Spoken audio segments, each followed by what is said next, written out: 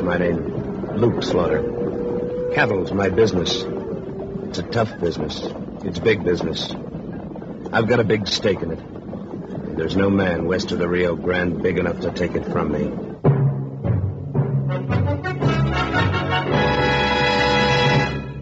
Luke Slaughter of Tombstone.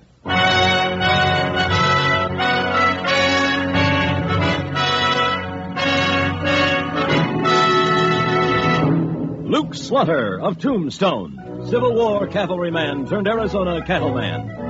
Across the territory, from Yuma to Fort Defiance, from Flagstaff to the Huachucas, and below the border through Chihuahua and Sonora, his name was respected or feared, depending on which side of the law you were on.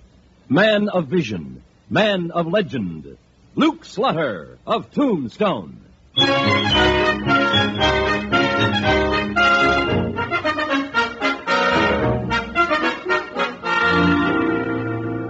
Lots of people back east think us Westerners are rough, uncouth, and ill-mannered.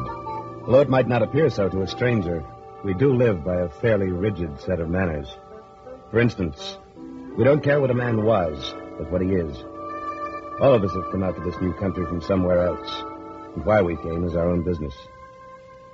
Of course, sometimes a stranger may drift into town who reminds us of things we just as soon forget. Like the time Wichita and I were sitting out front of the Cosmopolitan Hotel, waiting for the dinner gong to ring. Sure is going to be good to tie on a store-bought feed bag, Luke. Yeah, I'm getting a little hungry myself. Yeah, well, I wasn't thinking of quantity so much as quality. I don't trust that pigtail bean wrangler you got down at the ranch. I swear there was cat meat in that son of a gun stew he made for supper last night. I doubt it, Wichita. The Chinese are supposed to be excellent cooks. Well, somebody should get that message through to Lum Chung. Maybe you ought to bring him up here for a feed sometime so he can learn what a lard-fried steak ought to taste like. Yep, and mashed turnips, too, without lumps. Oh, when are they going to ring that darn dinner bell? I'm starving myself just thinking about it. Good morning, Luke. Howdy, Wichita. Well, Mr. Howdy. Wallace, what brings you down from the mine in the middle of the day? I'm meeting the stage, expecting a business associate in from the east. Here you struck water up at the Little Giant, Mr. Wallace. That's right. What's going on up there on the hill? First the sulphurette strikes water, and then contention, and now you. It seems that there's an underground lake at the 500-foot level. Well, we can sure use some more water out in this desert, but it's never going to bring in as much as silver. Well, I don't imagine Mr. Wallace is going to let a little water interfere with his silver production, Wichita. Not for a single minute. We're going to install the biggest pumps west of the Mississippi. Matter of fact, that's why the man I'm going to meet is coming all the way out here from St. Louis. He bringing the pumps with him on the stage? Oh, no, Wichita. But after I've convinced him that we can lick the water, and I will, he's going to put up the money for the pumps. He know that yet? No, but he knows a good thing when he sees it. And believe me, boys, Tombstone's a good thing. $1 invested in Tombstone today will be worth $10 in a year, and $100 by the end of the century. Well, I think I'll hold on to my dollar. I ain't calculating on being around come 1900. Well, here's the stage, and right on time, too. That ought to impress Mr. Albert W. Norton on how we do things out here. Did you say Albert W. Norton? Yes, he's the man I'm meeting. Very important in banking circles back in St. Louis. No, it couldn't be. What couldn't be, Luke? Nothing, Wichita. Just thinking out loud.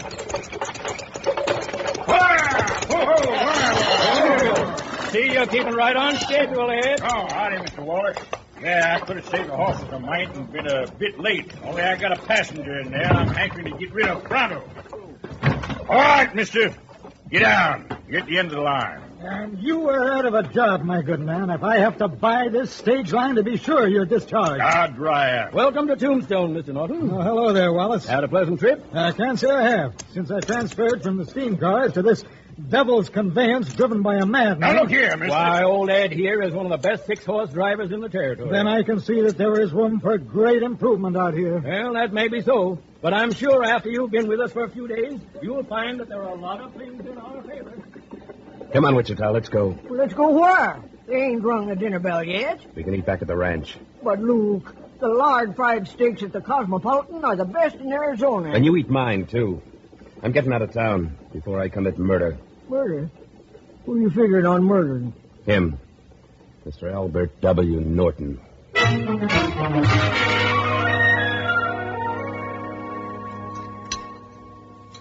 coffee, Wichita? Thank you, no. I understand they got a new show at the Birdcage.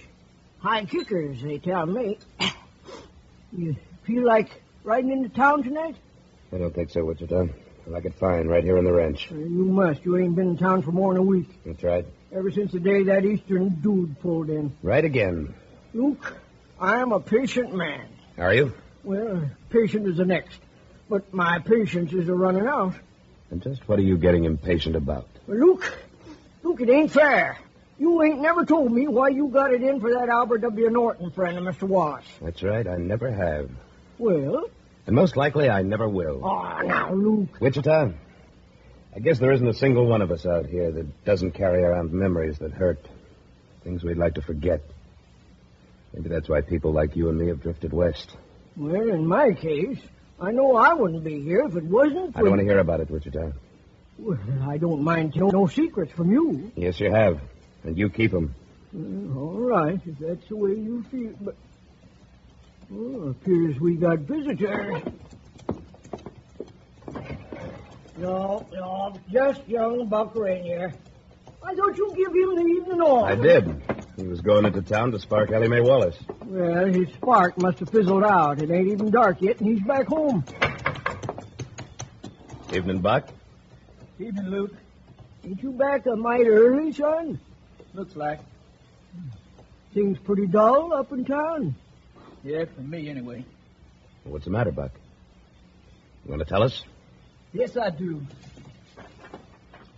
I gotta talk to somebody. Well, then you just sit right down here in the stoop and spell it. Well, I guess it ain't any news to you that I've been sweet on Ellie Mae Wallace for a long time. Well, you haven't exactly been keeping it a secret, Buck. No, I guess not, but it's more than just being sweet on her, Luke. I'm in love with her.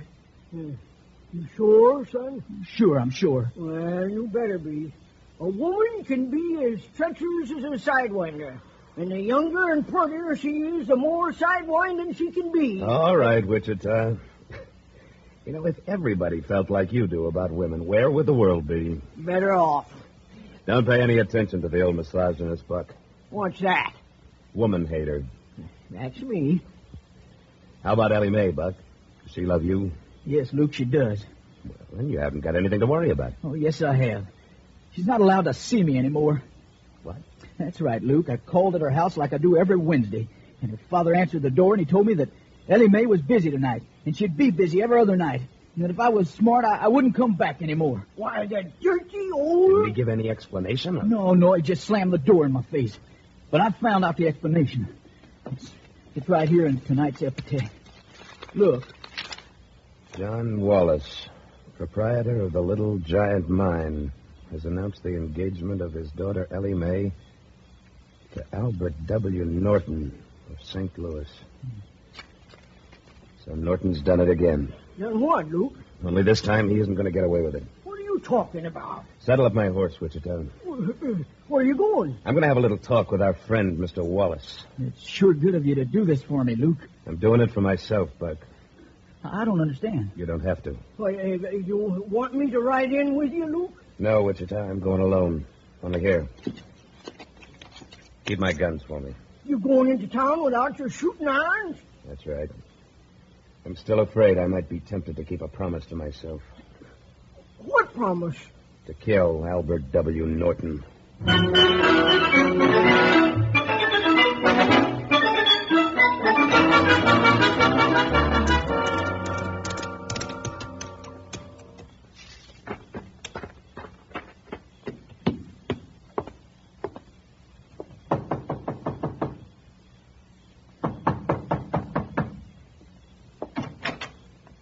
Evening, Mr. Wallace. Why, Luke Slaughter. What brings you into town at this hour? Maybe it is a little late, but I want to talk to you. Mind if I come in? No, of course not. Do come in, please. Sit down. Thanks. Well, Luke, what's on your mind? I read in tonight's epitaph that your daughter is going to marry this Norton fellow. That's right. A week from Saturday in St. Paul's Episcopal Church. Looks like you don't believe in long engagements. Not when it's love at first sight. Is it? Of course. Isn't this a rather late hour for congratulations? I didn't come here to congratulate you. I came to try to talk you out of it. Aren't you sticking your nose into something that is absolutely none of your business? Maybe and maybe not. Oh, by the way, where is your future son-in-law?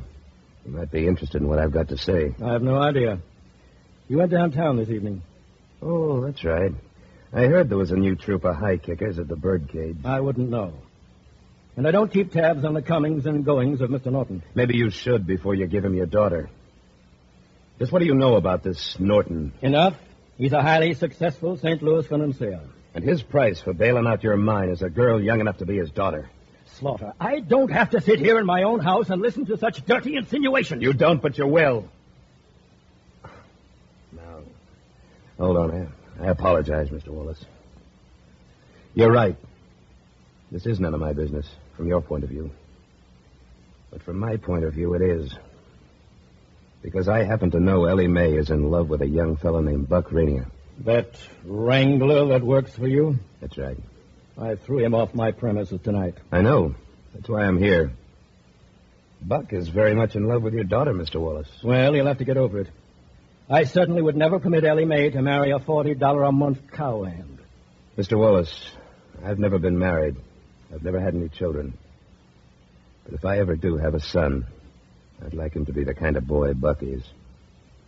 And to back up that statement, when he marries your daughter, I'll make him a wedding present of a couple of sections of land and enough cattle to set him up in business. Very touching, Slaughter. But Norton's holding the high hand in this game. He usually does. But this time I don't think he'll win. I'd like to see what's going to stop him. You will, Wallace, when the hand is played. Are you threatening me? Not at all. But I'm asking you once more to give your daughter a chance to be happy. That's exactly what I am doing. And that's why she's going to marry Albert Norton. That's your final word? It is. All right, Wallace. I tried. I hope I haven't kept you up too late. But you might try to sleep on this. If Ellie Mae were my daughter, I'd rather see her entertaining the boys at the Occidental Saloon than married to Albert W. Norton.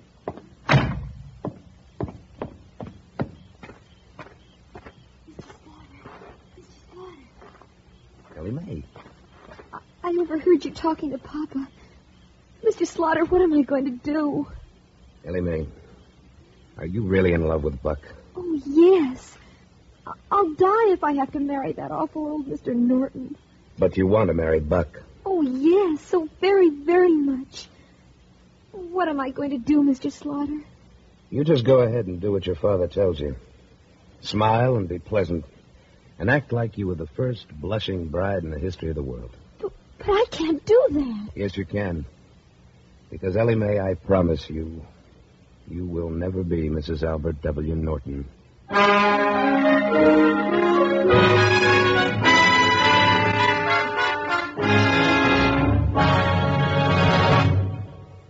In a moment, Luke Slaughter of Tombstone returns. Tonight, CBS Radio invites you to our Mitch Miller Show. As guest of honor at Mitch's table, you're part of the excitement of show business itself. You meet the most impressive and accomplished people in show business. You learn how they got to the top. And more than that, you make friends with the biggest stars of the moment. Each Sunday night as CBS Radio's Mitch Miller Show comes your way on most of these same stations.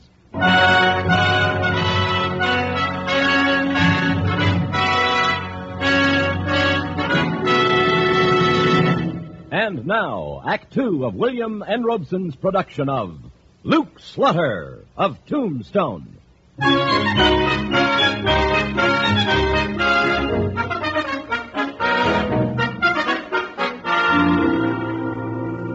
hear the Tombstone epitaph tell it, the wedding of Ellie Mae Wallace and Albert W. Norton was going to be the biggest thing since Queen Victoria took Prince Albert to husband. Every edition carried another tantalizing tidbit. The bridal gown was coming by fast express from San Francisco. The bride's father had bought up all the French champagne in town for the reception. The nuptials were to be solemnized by the Bishop of Arizona himself. And listen to this in tonight's paper. The happy pair will spend their honeymoon in the East, where they will be transported by private railway car provided by Mr. Wallace. Doesn't say anything anywhere about what the groom's providing, does it? No, but he must have something to offer. Sure he does. A line of palaver like a lightning rod salesman. Just the same, it looks like 3 of us are the only people in Tombstone who won't be at the wedding. Don't be too sure about that, Wichita. I don't want to go. I don't want to see it happen to Ellie Mae. You don't have to go, Buck. But I think maybe Wichita and I'll make an appearance. How? We ain't got any invites. And after the way you talked to Wallace the other night, I don't figure we're going to get any. Who said we needed any? This is a free country, and St. Paul's Church is a house of worship, open to any sinner with a contrite heart. We're going to the wedding, Wichita, but I'm not sure we'll be able to stay for the reception.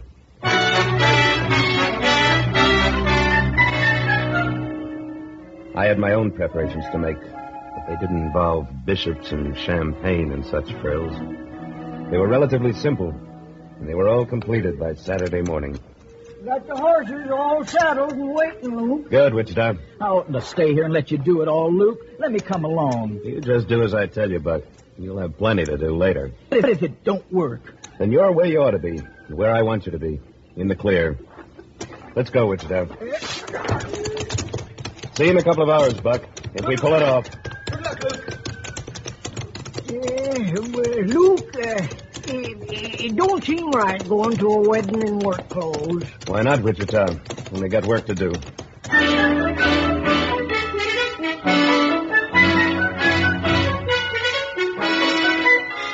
there be any among you who knows why this marriage should not be performed, This is our cue, Wichita. let him speak now or forever hold his peace. Then I guess this is the moment for me to speak, Bishop. What's going on? I know plenty of reasons why this wedding shouldn't be held. Slaughter, this is a private ceremony. Not any longer, Wallace. I'm making it public. And Mr. Norton knows why. Oh, Mr. Slaughter, you kept your promise. I don't know what you're talking about. You sure about that, Norton?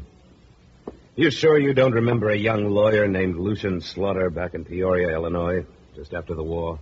You're not... Yes, I am. A little heavier, maybe, and a little less hair.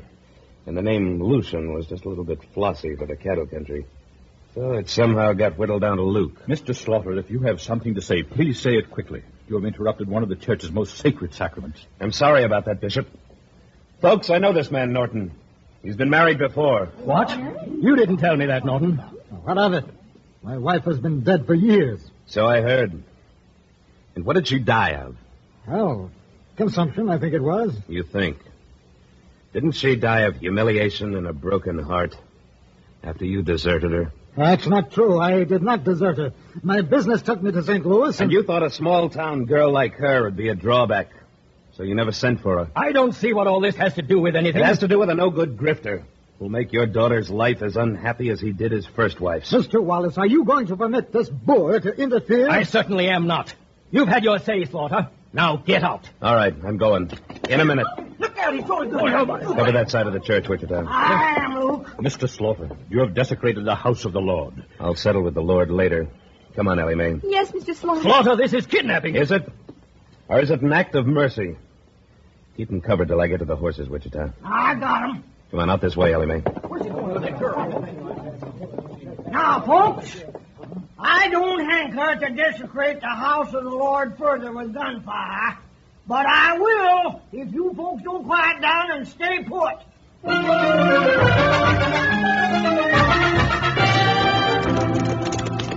Well, Luke, there's Buck waiting for us out in front of the ranch house. Yep. And there's the Padre from Bisbee with him. Just in case you want to make use of his services, Ellie Mae. Oh, I do, Mr. Slaughter, I do. Oh, yeah. Oh. Ellie Mae, sweetheart. Buck. Hurry up, Buck. Get your bride down from this horse. Howdy, Padre. Good afternoon, Luke. Think you can tie the knot for these two in 5 minutes? I'll do my best. You better. Because I figure that's about all the lead we've got on that wedding party.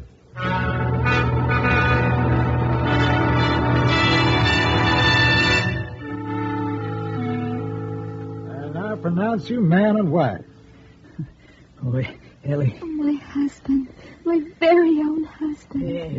Ellie. Now, that can wait until later. You got the rest of your life for smooching. You better get out of here now before your pappy gets here. You got your horses out and back like I told you about? Yeah, Luke. Then you two hit the trail. I'll stall off the angry citizens. Oh, Mr. Slaughter, how can I ever thank you? Don't bother. Ride. And you, Wichita. Well, now, you might name the first one after me. Now, get. Come on, darling. See you later, Luke. Well, Wichita, let's welcome our visitors. All right, Slaughter, what have you done with my daughter? She isn't here, Mr. Wallace. Of course she's here. We followed your trail. Well, she was here, but she just left on her honeymoon. What? Why, you... Yeah, I'm afraid you're too late, Wallace. Ellie Mae has been Mrs. Buck Rainier for at least 5 minutes. I'll have the marriage annulled. I don't see how you can do that, Wallace. The girl's over age, and the ceremony was legal in every respect. Wasn't it, Padre? Indeed it was, Luke. I'd ask you and the losing bridegroom in for refreshments on... Oh, by the way, I don't see Mr. Norton in your party. What happened to him? He fell off his horse. I'm not surprised. Well, as I was saying, I'd ask you in, only I'm sure you have much more adequate refreshments you'll be wanting to consume at what was to have been the wedding reception. So if you'll excuse us, Wichita and I are going to have a bite to eat. We've had a very busy day.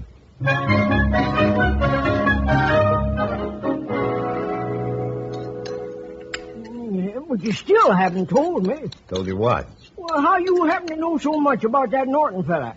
Well, Wichita, I suppose I might as well tell you. You'll never stop knittering me.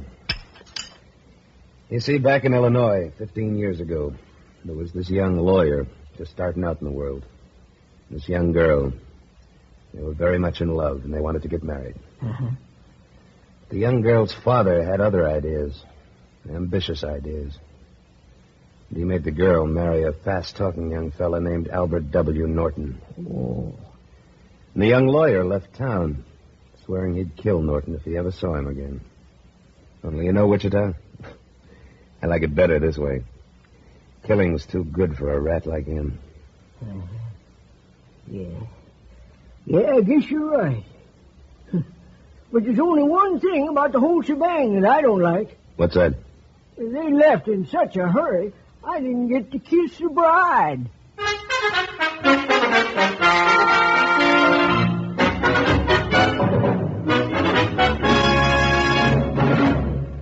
Luke Slaughter of Tombstone, starring Sam Buffington, was written and directed by William N. Robeson. Supporting Mr. Buffington were Norma Jean Nilsson, Junius Matthews, Norm Alden, Barney Phillips, Ben Wright, and Charles Seal. Editorial supervision by Tom Henley, with music composed and conducted by Wilbur Hatch.